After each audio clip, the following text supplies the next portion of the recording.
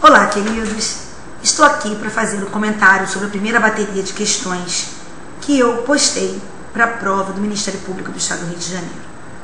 Trata-se da segunda prova da etapa preliminar do concurso. E nessa segunda prova nós vamos falar de questões objetivas. Vocês vão tratar, aliás, questões discursivas, desculpem agora que é passada a fase das questões objetivas. Nessas questões discursivas, vocês deverão ter cuidados que são indispensáveis se vocês quiserem ter sucesso na prova de vocês. O primeiro cuidado diz respeito a uma linguagem clara e concisa. Nas provas anteriores, costumavam dar ali um espaço de 8, 10 linhas para a resolução dessas questões. Acreditamos que esse mesmo espaço agora deva ser dado.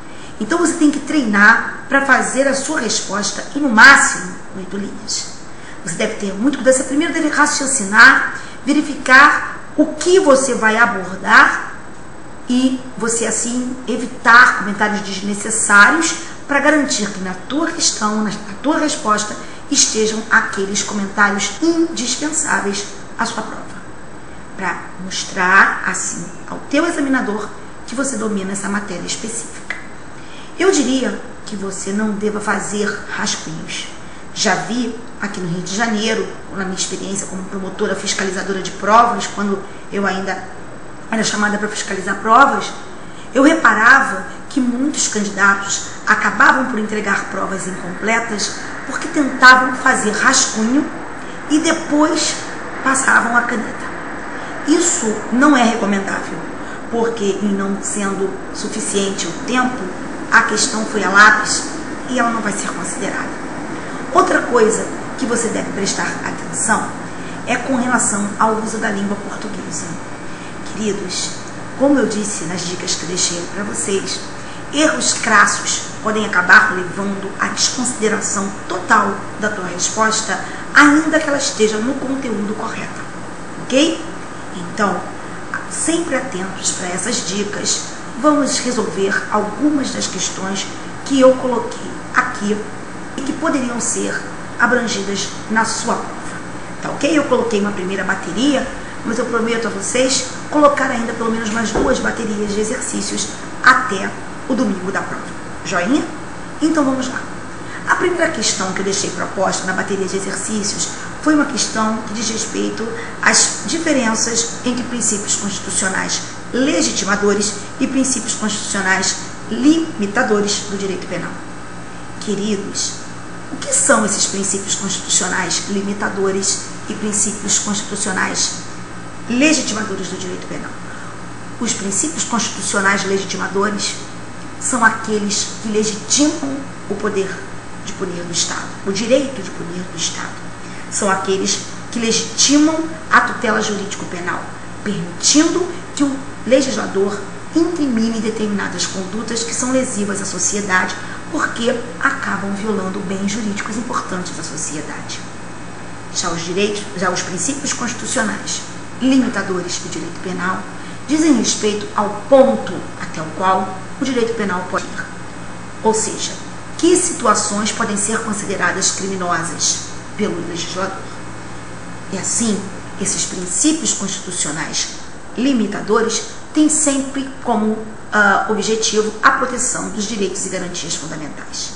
Dentre os princípios limitadores, nós podemos encontrar o princípio da legalidade, da subsidiariedade, da taxatividade, da alteridade, o princípio da adequação social, o princípio da insignificância, o princípio da proporcionalidade. Ok? Bem, então nessa questão, você deve deixar clara a diferença entre o que é princípio legitimador e o que é princípio limitador. Você deve destacar que os princípios limitadores encontram, o seu fundamento nos direitos e garantias fundamentais do cidadão que devem ser preservados. Você deve citar quais são os princípios limitadores.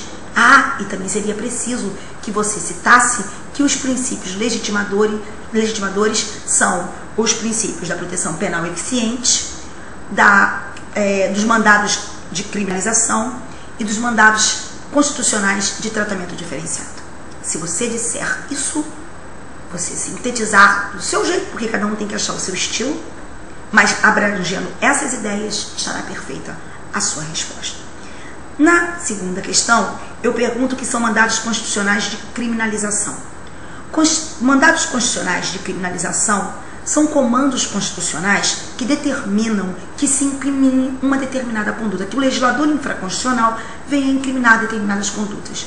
Um exemplo de mandado constitucional de criminalização seria o disposto no artigo 225, parágrafo 3º da Constituição da República, quando determina que se trate dos crimes ambientais e que se sujeite a pessoa física e a pessoa jurídica a consequências jurídicas, penais e também as consequências civis advindas das suas ações contra o meio ambiente. Então, no que tange a esses mandados de criminalização, nós poderíamos citar o exemplo do artigo 225, parágrafo 3º, que determina a responsabilização penal da pessoa jurídica, que determina que sejam previstos crimes determinados, e nesse caso, crimes lesivos ao meio ambiente, ok?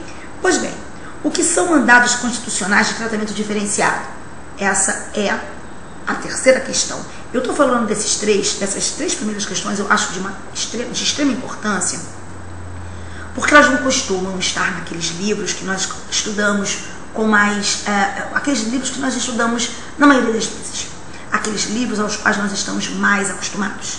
Por isso que eu acho importante, porque o professor Araripe, no livro dele, ele faz questão de falar dessa diferença entre princípios constitucionais legitimadores e princípios constitucionais limitadores, porque ele considera haver um exagero muito grande no tratamento do garantismo penal, ou melhor, do jeito que se trata o garantismo penal para ele hoje, isso é uma coisa exagerada. Ele não está dizendo que se deva negar a aplicação de garantias individuais, a consideração das garantias individuais, mas ele acha que também se deve lembrar daqueles princípios que legitimam a atuação do direito penal, não é? Então ele dá ênfase a essa questão dos princípios limitadores. Não é negando o garantismo, ao contrário, é dizendo que o garantismo há de ser considerado sim, mas também nós não podemos desconsiderar a necessidade do Estado de punir determinadas condutas em favor da própria sociedade.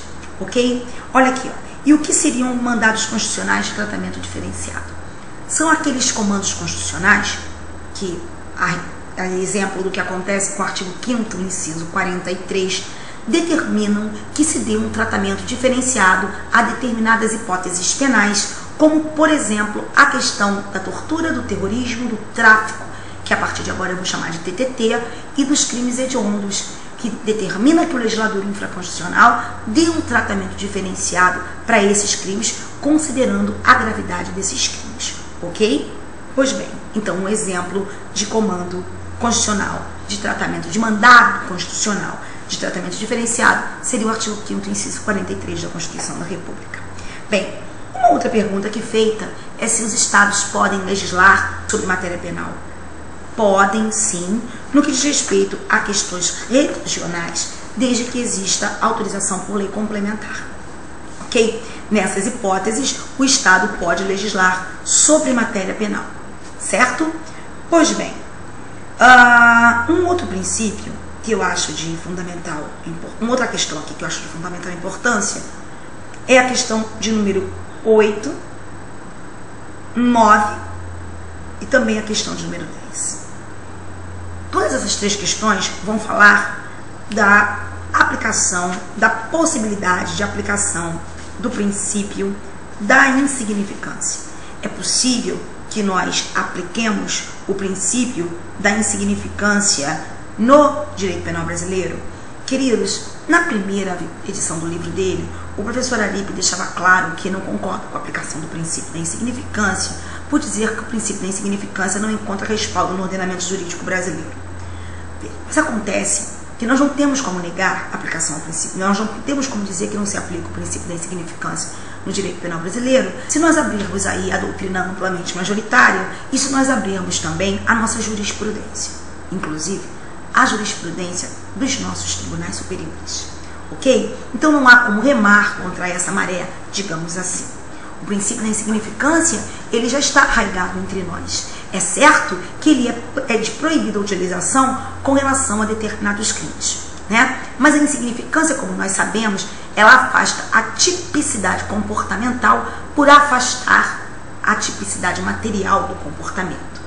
Lembrar que hoje não se pode mais pensar em tipicidade tendo em vista apenas a tipicidade formal, a adequação da conduta a um determinado modelo incriminador. Hoje é preciso também que nós visualizemos a questão da tipicidade material e da efetiva lesão ou perigo de lesão a bens juridicamente tutelados. Não é isso? Então, a primeira pergunta que aqui foi feita é se é possível usar a tipicidade, ou melhor, o princípio da insignificância, para afastar a tipicidade material do crime de porte de droga para consumo pessoal. Queridos, a resposta há de ser negativa.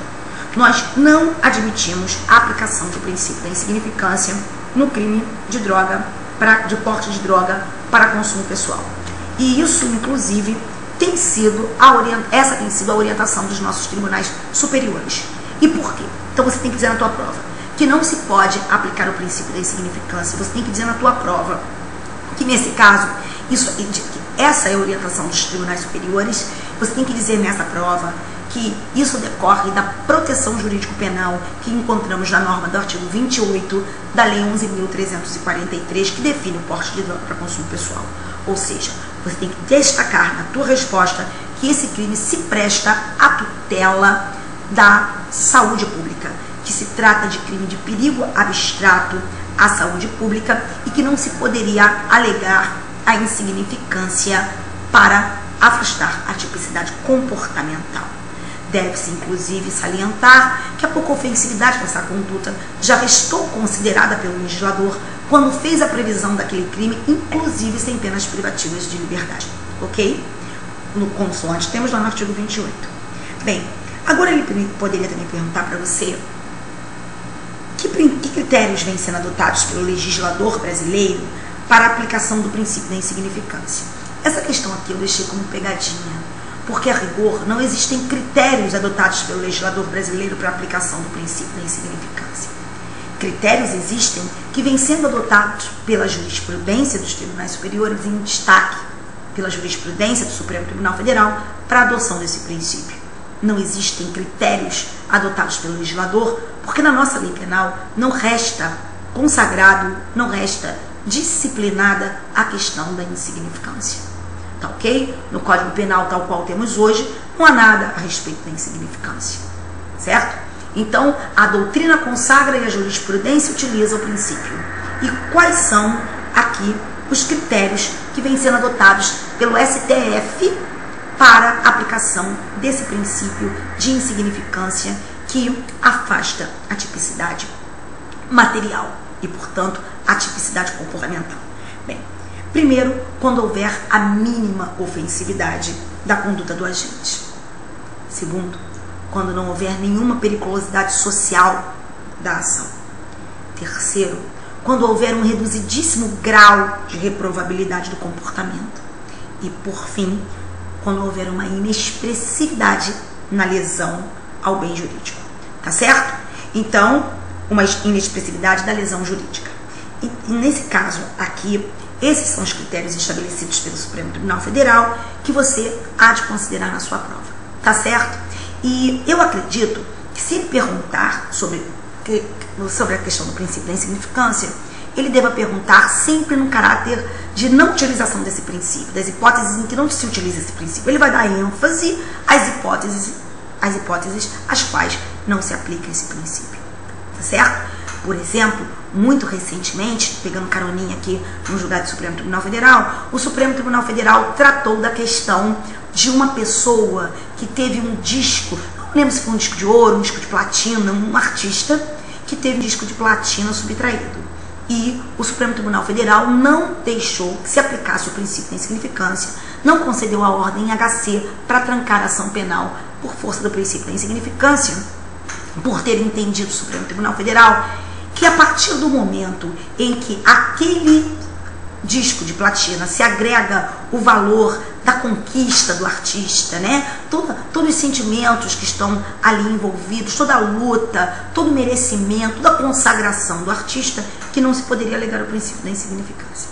Embora eu tenha minhas reservas com relação a essa interpretação, eu digo para você que as minhas reservas de nada interessam se o momento é momento de prova e, mormente, se não é essa a orientação do Supremo Tribunal Federal. Então ele não deixou aplicar o princípio da insignificância. Inclusive, o Supremo Tribunal Federal também não tem admitido a aplicação do princípio da insignificância no crime de furto com rompimento de obstáculo. Então, olho no lance para você usar isso, de repente, se cair numa prova sua, tá? Agora, na questão de número 10, eu tenho uma preocupação. A questão pergunta assim: admite a jurisprudência dos nossos tribunais superiores a aplicação do princípio da insignificância nos crimes praticados por funcionários públicos contra a administração pública? No livro dele, o professor Araripe diz que não se tem adotado ou não se tem possibilitado a aplicação do princípio da insignificância nos crimes praticados por funcionários públicos contra a administração pública. Com essa máxima vem, embora eu acredite que não se deva aplicar o princípio de insignificância em crimes praticados por funcionários públicos contra a administração, porque, afinal de contas, em crimes funcionais, nós sempre estaríamos também tratando da questão da moralidade administrativa. Quer dizer, então eu concordo que não se deva aplicar, mas não é verdadeiro que os tribunais superiores não venham aplicando.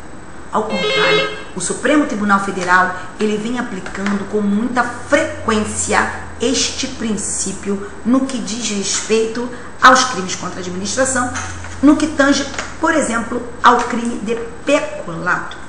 O crime de peculato tem admitido constantemente a aplicação do princípio da insignificância. O nosso legislador tem constantemente aplicado o princípio da insignificância. O nosso legislador, não, desculpem, os nossos ministros têm constantemente aplicado o princípio da insignificância para o crime de peculato, inclusive aplicaram o princípio da insignificância para o crime de peculato ocorrido em ambiente castrense, o que provocou algum desconforto até em alguns, tá certo? Eu me colocaria entre essas pessoas, tá joia?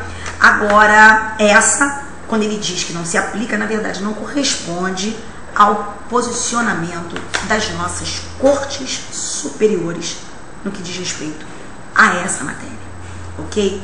Queria também dizer para vocês que depois seguem aqui questões que são fáceis, que buscam apenas verificar se vocês conhecem a questão das justificantes, as questões das dirimentes, o que são normas penais incriminadoras. E não, isso aqui tudo você pode encontrar aí na tua doutrina. Qualquer dúvida você pode me mandar um e-mail que eu com todo prazer responderei. Mas eu queria falar de uma outra questão aqui, que é a questão de número 20. Se a jurisprudência dos nossos tribunais pode retroagir em favor do condenado ou réu, e caso positiva a resposta, em que situações?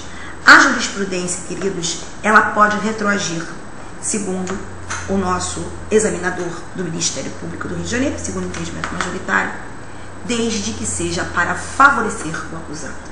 Ocorre que ele diz que nessa hipótese dever-se-ia aplicar a jurisprudência de forma retroativa, desde que essa jurisprudência seja das cortes superiores e que essa jurisprudência reste consagrada em súmulas dos nossos tribunais superiores.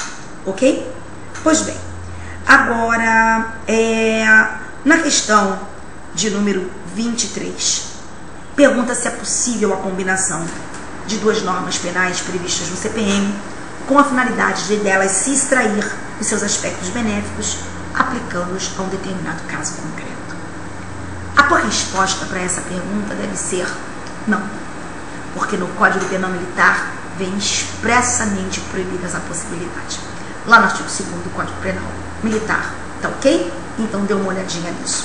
Bem, na questão de número 24, disse que aos 23 de janeiro de 2008, o Antônio teria sido flagrado por policiais militares quando conduzia o seu veículo automotor sob a influência de álcool, embora tivesse ingerido pouquíssima quantidade de vinho, mas que tirara boa parte dos seus reflexos, o que fez com que quase atropelasse um deles, que realizava o controle de cargas numa rodovia. Com o advento da 11.705 de 2008, existe aí um erro material, porque está escrito 11.706, não, é 11.705, que é a lei seca. Passou-se a exigir 6 decigramas de álcool por litro de sangue para que reste caracterizado o crime de embriaguez ao volante, embora não mais seja necessária a demonstração da geração de perigo de dano. Quais os reflexos dessa nova lei para a conduta de Antônio?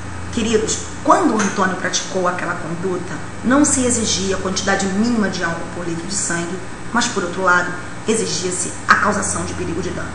Hoje, exige-se uma quantidade mínima, mas nós temos um crime de perigo abstrato. Tá ok? Ah, outra coisinha, na tua prova você jamais vai dizer, nessa prova agora, você jamais vai dizer que crimes de perigo abstrato são inconstitucionais. Ok? Sabemos que existe essa controvérsia, mas nessa sua prova você não vai dizer isso não. Tá bom? Agora vamos lá. Então, hoje se exige uma determinada quantidade de álcool por litro de sangue, embora não mais se exija a demonstração de perigo de dano, porque hoje o crime de embriaguez ao volante é um crime de perigo abstrato. O Dr. Araripe entende no livro dele que nessa hipótese nós teríamos modificado, nós teríamos trocado, nós não, o legislador, teria trocado as elementares do crime. E com a troca das elementares do crime, nós podemos dizer ter havido abolicio criminis com relação à conduta anteriormente prevista.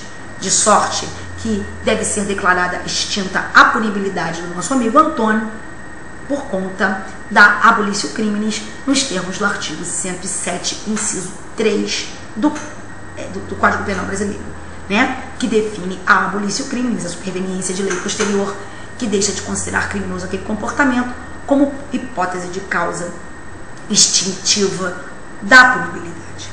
Pois bem, agora pergunta a questão de número 25, um outro aspecto. A gente sempre ouve falar que não existe abolicio criminis em norma penal temporária, não existe abolicio criminis em norma penal excepcional.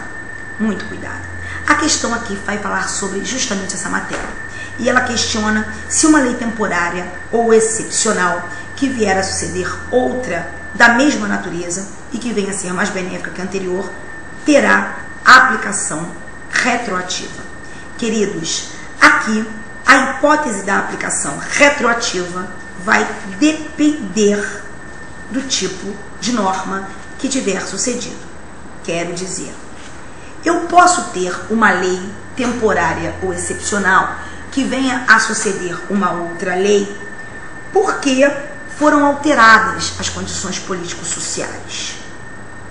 Nesse caso, se houve alteração da situação político-social, nós não podemos dizer que tenha essa lei nova uma aplicação retroativa. A questão é que a lei anterior, a lei temporária, a lei excepcional anterior foi feita para uma determinada situação e agora a situação é outra. Então não terá aplicação retroativa.